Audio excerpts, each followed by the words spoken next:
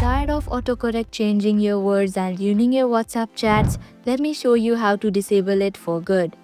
Hello everyone, welcome to Online Help Guide. In today's video, I'll be showing you how to disable autocorrect on WhatsApp. So without any further ado, let's get started. Autocorrect is a keyboard feature, so you'll need to start by opening the Settings app on your phone. Here, scroll down to find System option and tap on it. Then select Keyboard option. Here, choose the keyboard that you're using, such as Gboard, Samsung keyboard, or any other third-party keyboard that you've installed. Inside the keyboard settings, look for the text correction option. Then scroll down and find auto correction option. Now simply toggle it off.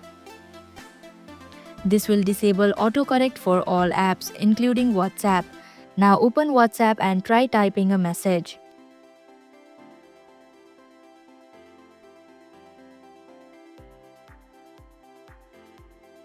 You'll notice that your keyboard no longer changes your words automatically.